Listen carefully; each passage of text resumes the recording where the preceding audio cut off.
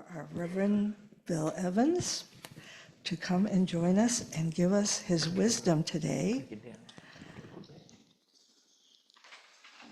Thank you, Bill, for being here and being.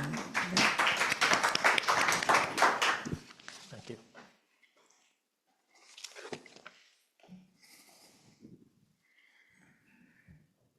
You know, it's a great privilege to be able to talk and speak to you because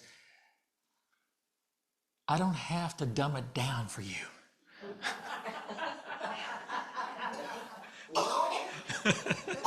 Well, not too far anyway.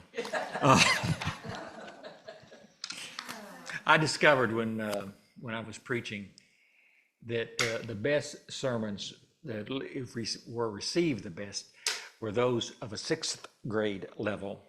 So that's what I meant. You know, you're above that. Yeah, you're at least 8th. Yeah.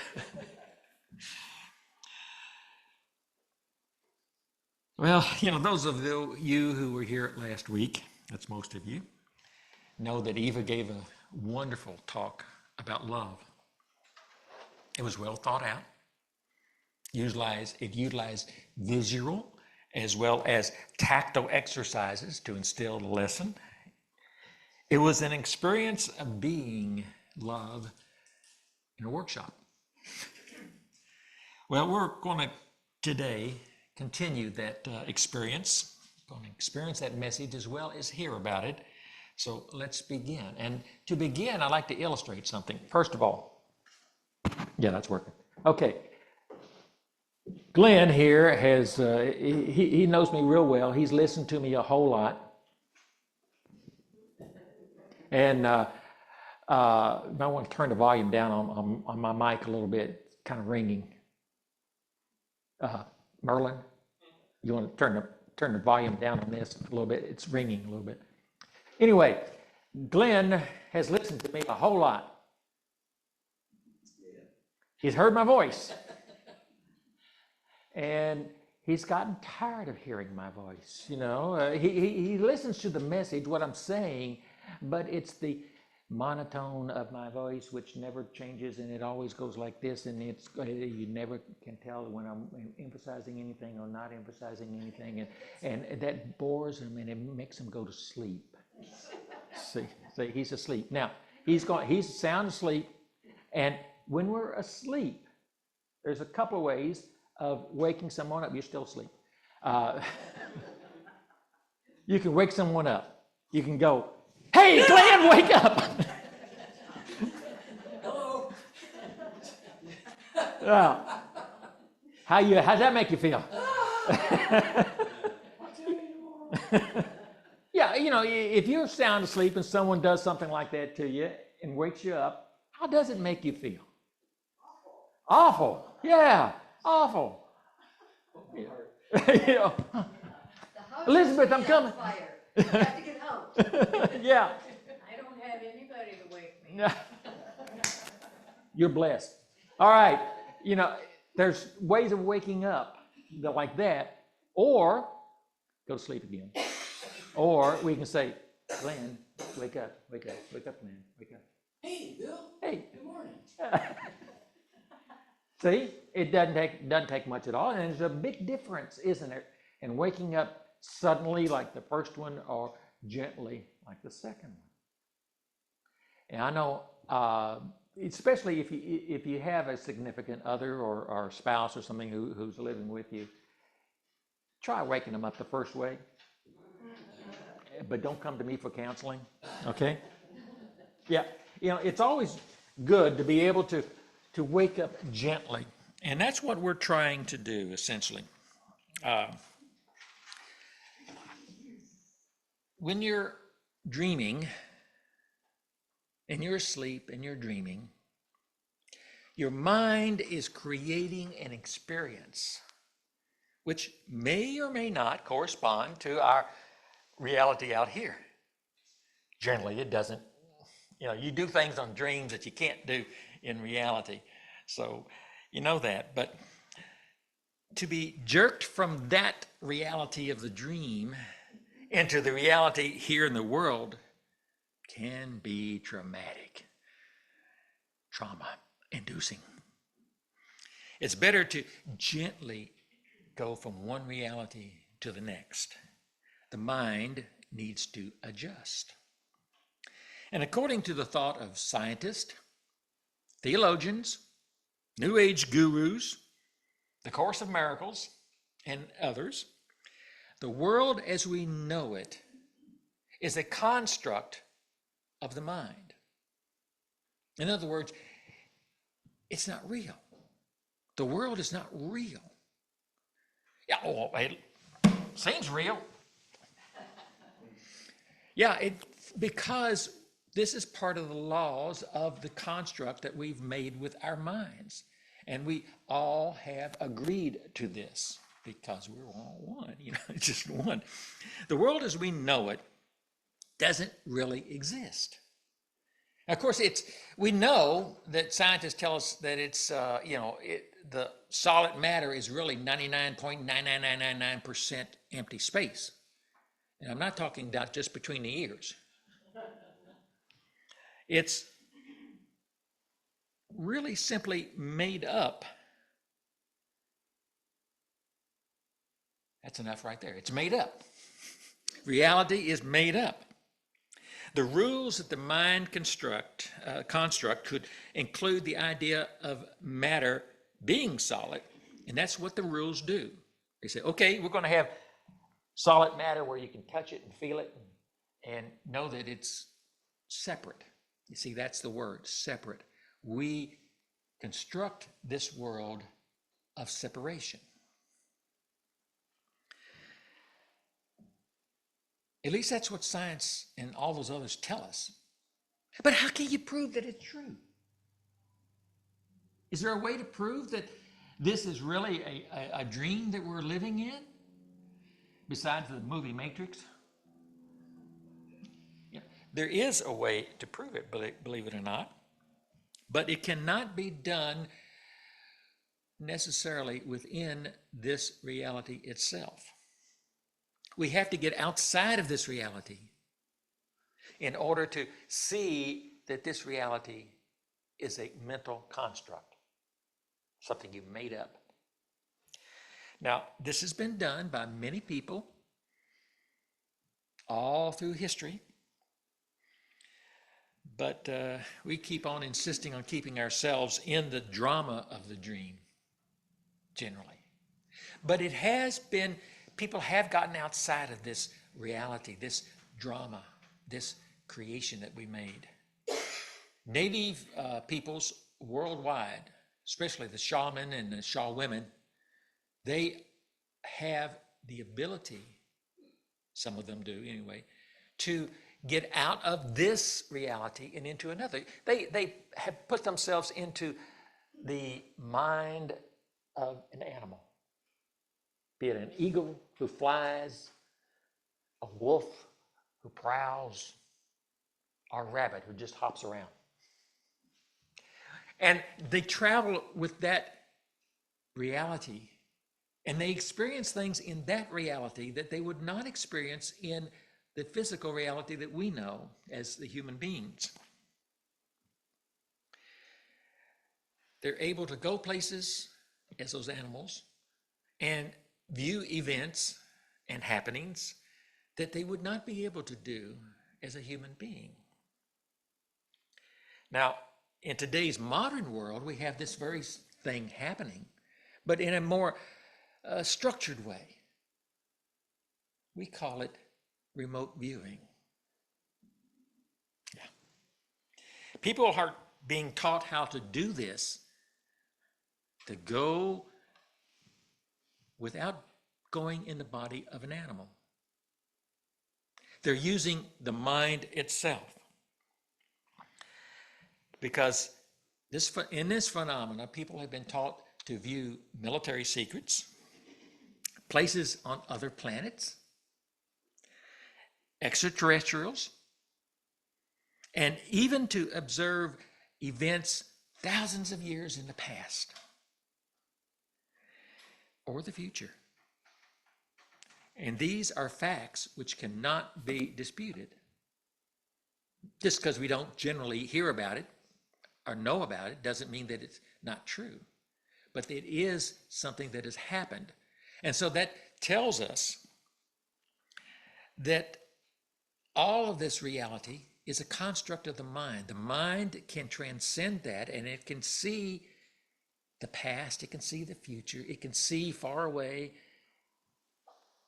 it can experience all of that. But we're not going to go into remote viewing that much. It does serve to emphasize that we are living in a construct of the mind. And so with that idea, let's try a little experiment. You want to experiment a little bit? Okay. Relax. Close your eyes. Breathe, either deeply or shallowly. It doesn't make any difference. As long as you're breathing, just breathe. Breathe your normal way. Now count down from 5 to 1, and I'll count for you. Allowing your conscious mind to simply go for a moment, to release your conscious mind. Let go of all your troubles, your problems, your thoughts. What do you have to do? And all those thoughts. Just let go of them. It's 5, 4. Just let go of them a little bit more. Just relax. Just relax and let the subconscious mind begin to come forward. 3, you're getting more and more into the subconscious mind. Any noises that you hear, you're just going to ignore them because they're going to help you go further.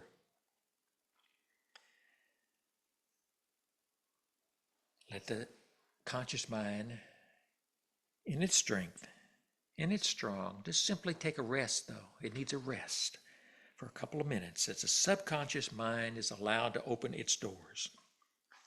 No judgment or whatever comes to mind. You simply observe and let go. 2, relax, breathe. 1. Now allow a memory of a wonderful event to rise within your mind. One in which you had fun.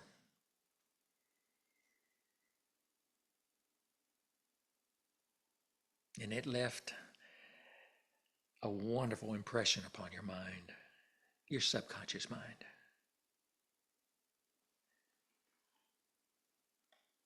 Go through the memory of that event.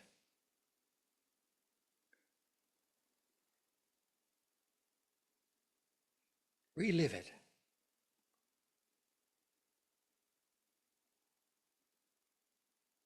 Feel the joy of that memory. You need to take a deep breath and just find yourself back in that memory. Go ahead. It's all right. Just enjoy that moment, whatever it may have been.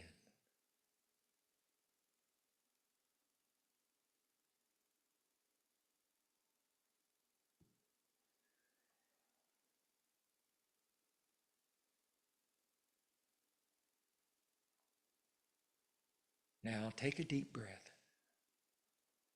and allow the subconscious to slowly close its doors and the conscious mind to return, refreshed from its rest.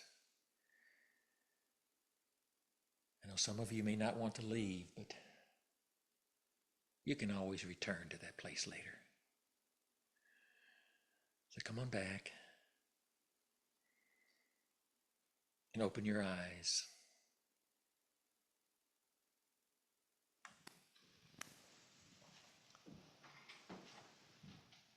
Does anyone want to share where they went, what they did, what they experienced?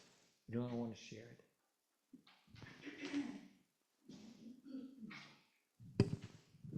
I just went directly to Fairchild Tropical Garden in Miami, moonlight night, a full moon, just meeting Rudy, the person I lived with the last 18 years before he died. And he was singing Elderwise in German. And I'm going to cry. It was the best, sweetest. And people said, okay, who's he singing to now? And there I was sitting next to him, and he was singing to me in German at Fairchild Tropical Garden, and it was a beautiful, beautiful memory. Just went right there. The dark, the stars, the moon. It is wonderful, isn't it, to have that kind of memory? Anyone else want to share?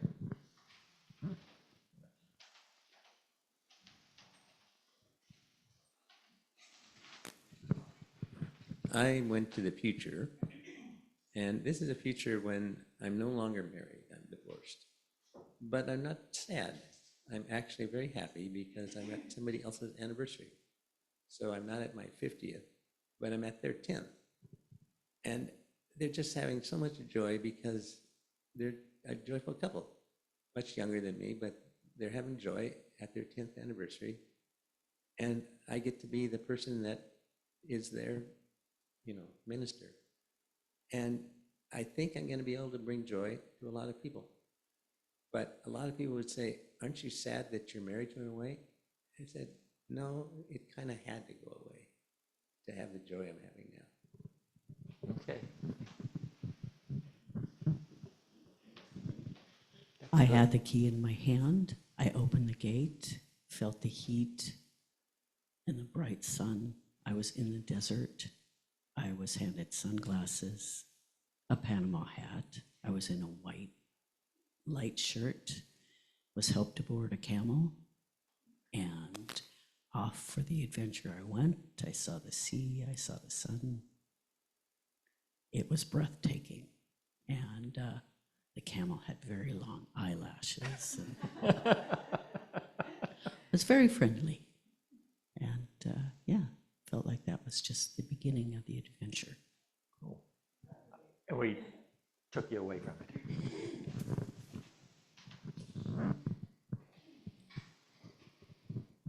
I'm blessed to share my life with my daughter. And what came to me was I'm an only child, and birthing my daughter and seeing this soaking wet 5-pound, 5-ounce baby that had been here and was in my arms. And I'd never been around babies before. So this was just like, this is just awesome. How could this happen? And then, blessing later, I had a boy, and so I had the girl and the boy and their dad, and I said, this is a handful. This is one for each arm or one for each of us. We're good? And I said, we're good. Thank you. That is good memories. Anybody else? I immediately went to a place I used to go to. My uncle had a gold claim up in the northern part of California, way out in the middle of nowhere where there was no electricity or no piped in anything, no utilities. And he had a little tiny cabin. So from the ages of 10 through, 18, I used to go there quite often. And I spent hundreds of hours in the river itself fishing, not from the bank, but from in the river. And in August, you could pick blackberries from the water. They grew profusely and large and sweet. And it was, for me, it was heaven. I just didn't know anything different. I was just in heaven. And so in that moment, when we were reliving that experience, I was feeling the same feelings and reveling in it, but from the perspective of now, which gave it another layer of appreciation. So that place ended up, it's out of the family now. The cabin was burned down. It's gone. But the memory I realize is in that moment when we were back in time, that creation of my own consciousness is something that lasts, it's forever. And so the point, waking up now, is like, wait, now, what can we do now? What can I do now? What creation can I experience or create in my own consciousness that's, as great or better? And here I am. Here you are. Very good. Anybody else want to share?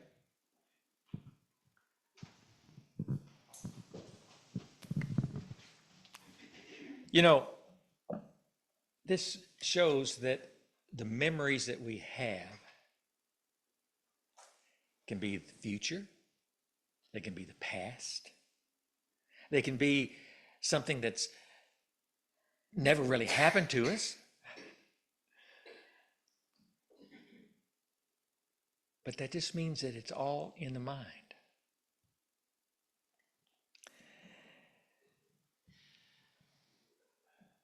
What you experienced was a construct of the mind, the memory. You felt that experience. You felt the feelings that were in that moment. You saw the event once more, or you saw it for the first time. You may have smelled the aromas, heard the sounds associated with that event. And as far as your subconscious mind was concerned, you were living that event right at this moment, at this time. The subconscious mind cannot tell the difference between a present event and the memory of that event. It's all in the mind. When you remember something, it's not back in the past, it's right now because you're remembering it right now. You're reliving it right now. I want to read a quote to you from the Metaphysical Bible Dictionary by Charles Fillmore. Mind. By the term mind, we mean God. The universal principle of causation, which includes all principles. There is nothing but mind and thought, principle, and its mode of expression. Unity movement at its basics believes in the power of the mind. Historically, this central belief has endured digressions into using mind power for healing and for control of others. But the central truth is that there is only one mind, and that is God. If you or someone you know is suffering from a disease, injury, trauma to the body or to the psyche, then our natural inclination is to say an affirmation, a positive affirmation affirming their wholeness and health. Sometimes that works and sometimes it doesn't. And so we add intention to the mix. And if that doesn't work, then we work up our emotions and to add that to all of it.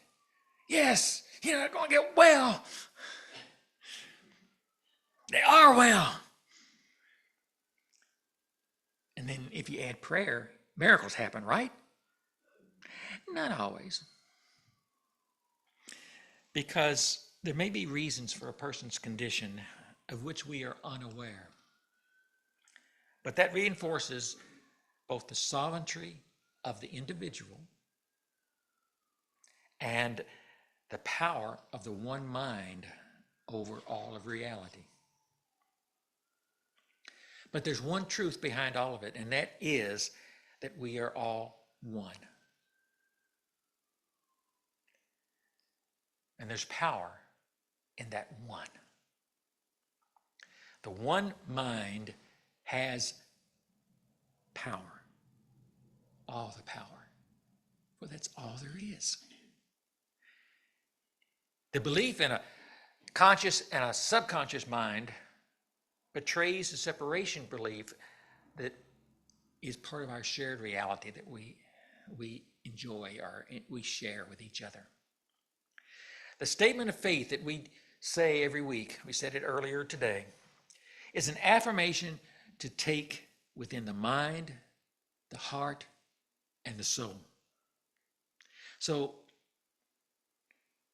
to truly believe that there is only one presence, one power, one overriding mind in the universe, and that is of the Great Spirit, the first principle of creation, which creates through love. That's the power of the one. Creation through love. That's the power of the one. So if Merlin, if you'll start the next slide.